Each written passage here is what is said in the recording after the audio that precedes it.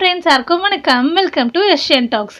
இன்னைக்கு சிறுகடிக்க ஆசையில் முத்தோட ஆக்டிங் ரொம்பவே சூப்பராக இருந்துச்சுங்க. அவர் காமிக்கிற கோபம் எல்லாமே ரொம்ப நேச்சுரலாக இருந்துச்சு. எனக்கு ரொம்பவே பிடிச்சிருந்துச்சு. உங்களுக்கு என்ன பிடிச்சிருந்துச்சுன்னு கமெண்ட் பண்ணுங்கள். சரி வாங்க இன்னைக்கு என்ன நடந்துச்சுன்னு பார்த்துடலாம். ஸ்ருதி அப்பா ரொம்ப அதிகமாக பேசிக்கிட்டு இருக்காரு. முத்து ரொம்ப பொறுமையாகவே போகிறாரு. ஆனால் அவர் இன்னுமே கோவத்தை தூண்டுற மாதிரியே பேசுகிறாரு.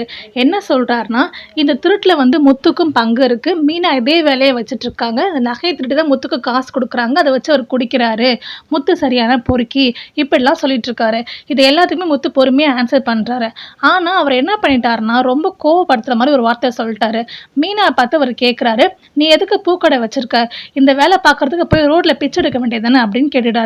முத்துக்கு பயங்கர கோவம் வந்துருச்சு. போட்டு பயங்கரமா அடிச்சிட்டாரு. கரெக்டா அந்த டைம் பார்த்து ரவியும் ஸ்ருதியும் வந்துடுறாங்க. ஸ்ருதி கோவமா முத்து பார்த்து எப்படி எங்க அப்பா அடிக்கலான்னு கேட்குறாங்க. அதுக்கு அண்ணாமலை வந்து உனக்கு என்ன நடந்துச்சுன்னு தெரியாதம்மா அப்படின்ற மாதிரி சொல்றாரு. ரவியும் முத்துவை பார்த்து ஏன்டா அப்படி பண்ற அப்படின்னு கேட்குறாரு. ஏன்டா அவர் என்ன பேசினார் உனக்கு தெரியுமா அப்படின்னு முத்துவும் கேட்குறாரு. இப்படியே வாக்குவாதம் போயிட்டே இருக்கு.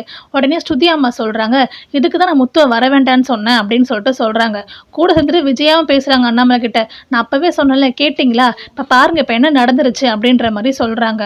உடனே அண்ணாமலை சொல்றாரு, நம்ம மீனா பத்தி எப்படி பேசினாங்க பாத்தியா, அது சரியா அப்படின்ற மாதிரி கேட்குறாங்க. உடனே விஜய் சப்போர்ட்டுக்கு பேசுறாங்க. அவ எப்படி மருமகளா வந்தான்னு சொல்லிட்டு எல்லாருக்கும் தெரிஞ்சிருக்கு, அதனால கூட பேசிருக்கலாம்ல அப்படின்ற மாதிரி சொல்றாங்க. உடனே முத்துக்கு கோவம் வந்துருச்சு. இதுக்கப்புறம் என் பொண்ணாட்டியை பத்தி யாராவது பேசுனீங்க அவ்வளவுதான், நான் இங்கே வந்திருக்கவே கூடாது, அதான் தப்பு பண்ணிட்டேன், வா மீனா போலாம் அப்படின்னு சொல்லிட்டு முத்து மீனா கூட்டிட்டு கிளம்பிட்டாரு. அப்புறம் என்ன, ஸ்ருதி அம்மாவும் அப்பாவும் அவங்க வேலையை பார்க்க ஆரம்பிச்சிட்டாங்க. ஸ்ருதி கிட்ட நல்லா பேசி பிரெயின் வாஷ் பண்றாங்க. அதுக்கப்புறம் ஸ்ருதி வந்து இந்த வீட்டுக்கு நான் வரமாட்டேன் அப்படின்ற மாதிரி சொல்லிடுறாங்க. வேற வழியே இல்லாம அண்ணாமலையும் ரவி கிட்ட வந்து பொறுமையா பேசி கூட்டிட்டு வான்னு சொல்லிட்டு அவரும் கிளம்பிடுறாரு. விஜயா வீட்டுக்கு வந்ததுக்கு அப்புறம் பயங்கரமா கத்துறாங்க. என் மான மரியாதையே போயிடுச்சு, குடும்ப மானத்தையே வாங்கிட்டேன் அப்படின்னு சொல்லிட்டு பயங்கரமா கத்தி ரொம்ப டென்ஷன் ஆகுறாங்க. அண்ணாமலை சொல்லி புரிய வைக்கிறாரு. ஆனா அவங்க கேட்குற மாதிரி இல்லவே இல்லை. அப்புறம் அண்ணாமலை இன்னும் ரவி வரலையேன்னு சொல்லிட்டு ரவிக்கு ஃபோன் பண்றாரு. ரவி ரொம்ப ஃபீல் பண்ணி பேசுறாரு. அப்பாவை அடிச்சா எந்த பொண்ணுக்கா இருந்தாலும் கோவம் வரதாண்டா செய்யும், நம்ம பொறுமையா பேசி புரிய வைக்கலாம், பேசி கூட்டிட்டு வா அப்படின்ற மாதிரி சொல்றாரு. ரவி எனக்கு என்ன பண்றேன்னே தெரியலப்பா, நான் அப்புறம் பேசுறேன்னு சொல்லி போனையும் வச்சிடறாரு. ரோகிணிக்கு பயங்கர ஹாப்பி.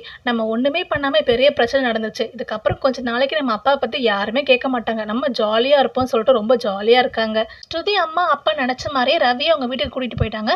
இதுக்கப்புறம் என்ன நடக்குது நம்ம வெயிட் பண்ணி பார்ப்போம். உங்களுக்கு வீடியோ பிடிச்சிருந்துச்சுன்னா வீடியோ லைக் பண்ணி சப்ஸ்கிரைப் பண்ணி சப்போர்ட் பண்ணுங்க. தேங்க்யூ அண்ட் தேங்க்ஸ் ஃபார் வாட்சிங்.